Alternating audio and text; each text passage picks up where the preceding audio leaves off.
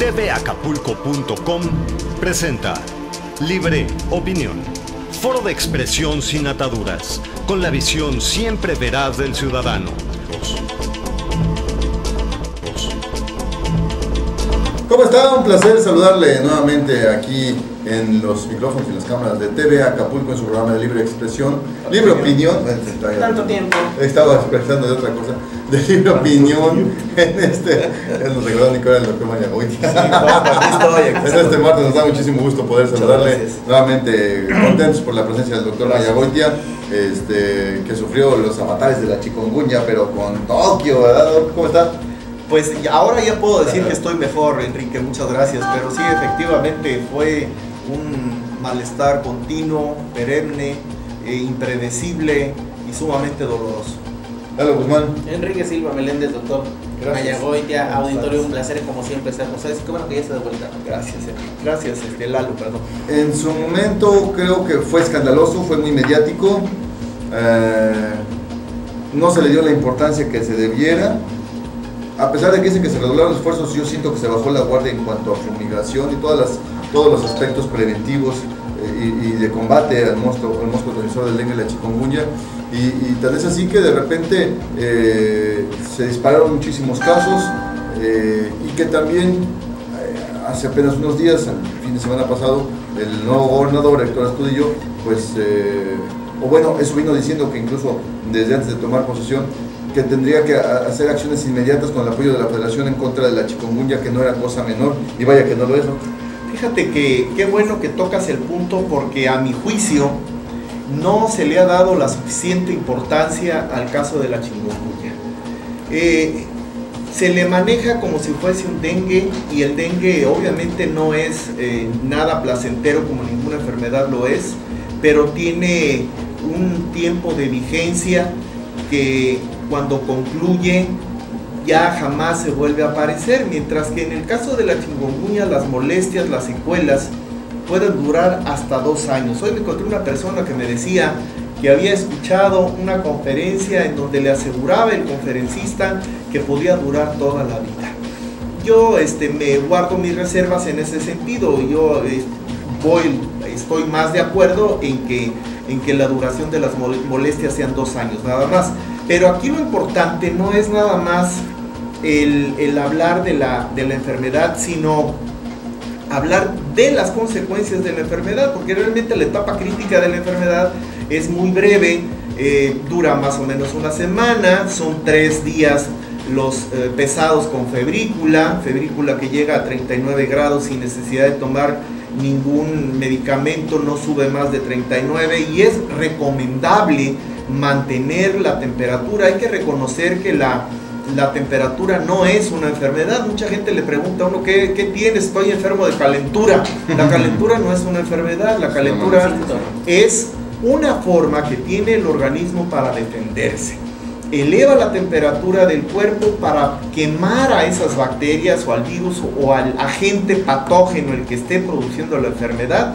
Y si nosotros bajamos esa temperatura, lo que estamos haciendo es quitarle al organismo la forma que tiene, de la forma natural que tiene para defenderse. En caso personal, que es importante mencionarlo porque no nada más estamos teorizando, sino hablando de cosas reales, los primeros 2 días fueron 39 grados, los cuales mantuve de día y de noche, sin perder un solo instante de fiebre, y el miércoles por la noche se elevó a 39,5, y ahí fue donde empecé a tomar acciones. Tomé el paracetamol, 500 miligramos, no hubo respuesta, tomé otros 500 miligramos y tampoco hubo respuesta. Entonces esa noche, la noche del tercer día, prácticamente tuve que usar medios físicos para controlar la temperatura. Esto es, prácticamente me la pasé en la regadera, enfriándome y checándome la temperatura, con la ventaja de que al día siguiente amanecí sin fiebre y jamás se volvió a presentar. Pero se presentaron otros síntomas. Se me hincharon las 2 manos, se me hincharon los 2 pies, era una sensación como si se me hubiesen quemado, como si me hubiesen quemado las manos o los pies con aceite o con agua caliente. No es un cuadro, digamos, homogéneo, ¿no? El de los tres, todos tuvimos distintos síntomas. Yo no tuve el caso de la temperatura elevada, se me manifestó mucho el dolor en pies y rodillas. Y hasta la fecha todavía no supero la rodilla izquierda, me duele bastante, pero caminando se libera el dolor, pero la presión se acentúa, por decir, ahora que estamos sentados tengo como que debajo de la mesa, afortunadamente no los amigos del auditorio, tengo que estirar la rodilla porque si no el dolor se va inflamando. ¿Y esto qué significa? Que posiblemente no es una enfermedad que pueda llegar a un rango de mortalidad como lo puede ser el dengue, pero es extremadamente molesto. Y para mucha gente que puede pasar un periodo de una semana y se fueron los dolores y nunca vuelven, como lo que usted señalaba, que se pueden prolongar hasta 2 años más. Incluso hemos leído algunos documentos que señalan eso, precisamente, que pueden durar 3, 4, 5 años, dependiendo la edad del paciente. A mayor longevidad. Y también del estado físico del paciente. También. Bueno, en el caso particular, pues a mí me duró una noche de un viernes, me empezó a sentir un calofrío tremendo. Me acosté, al día siguiente ya empecé a tener temperatura, hice algunas actividades. Lo que sí, yo siempre tengo por norma, y luego hay quienes me critican que dicen que soy demasiado duro hasta conmigo mismo. Para mí la mejor medicina en toda enfermedad es bañarte constantemente. Es bañarte y alimentarte, no dejar de comer. Sin hambre, desayuné, comí mucho, me hidraté muchos sueros, me estuve hidratando. Fue todo un sábado de temperatura, todo el día siguiente un poco de temperatura en la mañana, y para la tarde ya estaba yo como si nada. Y sin embargo, el sistema de salud ya no te incapacita. Es a lo que voy, ya no te incapacitan. Acudes con tu médico y solicitas que te extienda. Y no te dan la incapacidad por chikungunya. Exactamente, esa es una, pero espérame, ahí te va la otra. La otra es de que se dice que esta enfermedad no es mortal. Gente que yo conozco pasó a mejor vida. Ese es el... Pero ahí te va. Sí, o sea, es gente de la tercera edad, como el que habla, con problemas de diabetes, de hipertensión, con problemas de insuficiencia renal, o sea, pero que es gente disciplinada, ordenada, que toma sus medicamentos y que llevaba una vida más o menos estable. Desde luego, hay que considerar que se manejan en un rango de viabilidad muy estrecho. Llega la chikungunya y les da un empujoncito y se acabó. Pero lo cual quiere decir la gravedad del tema, ¿no? Exacto. Lo cual quiere decir que la chikungunya sí puede matar a alguien.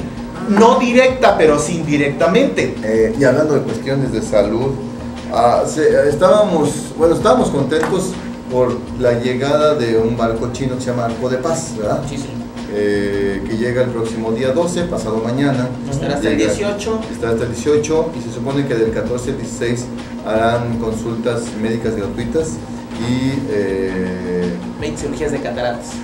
Y de otras especialidades. Sin embargo, hoy se da a conocer la posibilidad de que no se pueden llevar a cabo tales acciones de salud. El director de salud municipal está informando a la población que podrían suspenderse las cirugías a cargo de los médicos chinos que llegan este jueves 12 a través de este barco médico militar Arco de la Paz. Gerardo Galvez Pineda, director de salud municipal, dice que para la realización de estas intervenciones se tienen que cumplir ciertos requisitos y contar con permisos de la Secretaría de Salud del Gobierno Federal. Pueden ser las mejores intenciones del mundo, las acciones más nobles, y hay quien se puede indignar y se pueda molestar, pero si no se hace bajo las normas, los protocolos, cumpliendo con la ley, pues no hay pero ni sentimentalismo que valga, tristemente. Y aquí podemos ver otras aristas, como que se adelantaron a hacer el anuncio porque pues si vende, si pega y es una buena noticia y se puede atender mucha gente, pero no contabas con la astucia de que necesitas el permiso tanto de la embajada como del gobierno federal, y eso también te pone como algo que se le ha criticado a esta administración cuando los tachan de improvisados. Cuando yo escuché la noticia, lo primero que hice fue ceñirme a la ley, y el comentario que puse fue que no podían ejercer la profesión médica en territorio mexicano toda vez que no tenían cédula profesional, y la cédula profesional expide la Secretaría de Educación Pública. Es un documento que permite el ejercicio de la profesión en todo el territorio nacional. O sea, un médico extranjero no puede ejercer aquí. No, y sí, por ejemplo, sí. usted como médico mexicano no puede ejercer en otro país tampoco.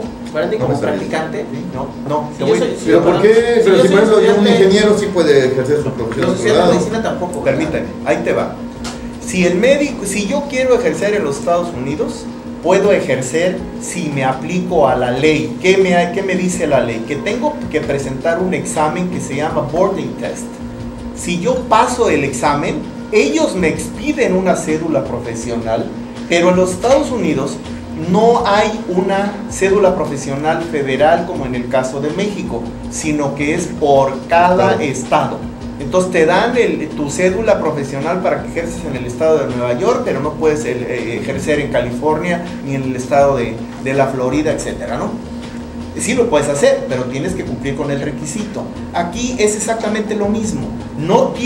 Ellos no tienen un documento que los valide para ejercer la profesión médica, por lo tanto no pueden hacerla. Se me vinieron insultos y mentadas de madre como no tienes idea, y les dije, como tú hiciste el señalamiento, o sea, aplaudo la acción, es altruismo puro, y qué bueno. Mucha gente me dijo, es que yo no tengo para pagar, y dónde más los voy a llevar, y todo el mundo tiene razón. Yo simplemente hice el señalamiento desde el punto de vista estrictamente legal. Te comentaban que los estudiantes extranjeros, cualquier parte de México, que estén pues estudiando medicina o estén haciendo una pasantía, no tenían incluso derecho de participar durante las prácticas, que todo era netamente presencial.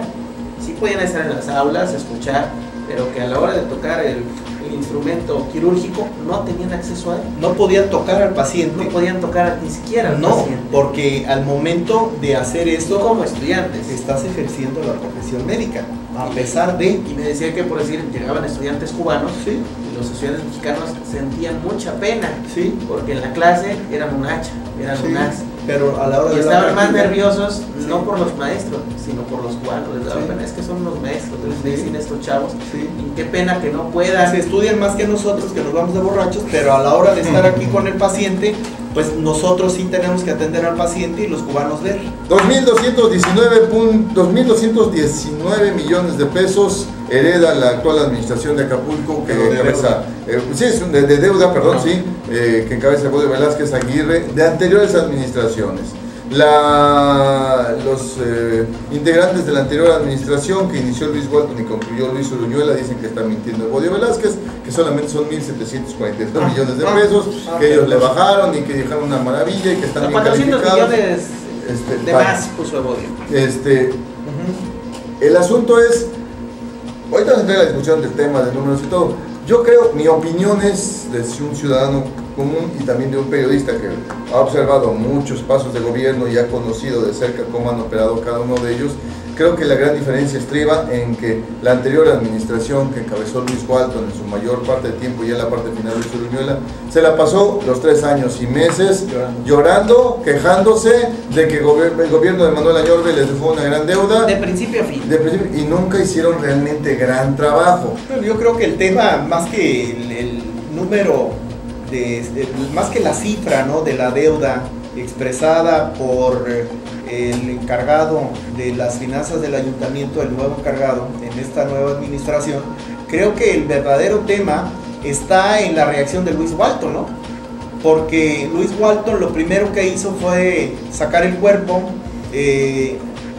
incluso calificar el hecho como una difamación a su persona y a su administración, cuando existen los mecanismos que de hecho son los que tienen que utilizar el ayuntamiento actual, que es la Contraloría del Estado, y para que hagan el arqueo, la auditoría, el balance, lo que tengan que hacer en materia de números, y para que vean realmente a cuánto asciende la deuda y a quién corresponde la responsabilidad de haberlo dejado. Nos vamos. Sí. Doctor, ¿cuánto se le debe por es una No, consulta? hombre, Pero no, de 2 horas, ya Dos atendió más. horas. Atendió más que los del IMSS, ¿dónde está? Fíjate. ¿Cuánta gente? Contáramos de nuestro amigo el médico del IMSS que tiene un table. No, Sí, sí lo tiene. Ahí lo para yo. Gracias, señor Guzmán. Señor Silva, señor Gracias, Mayaguaya, gracias, auditorio, un gracias. placer. Un placer, Muy buenas, siempre. muy buenas tardes. Gracias, buenas noches. Gracias. El próximo martes nos vemos, nos escuchamos. tvacapulco.com presentó Libre Opinión, foro de expresión sin ataduras, con la visión siempre veraz del ciudadano.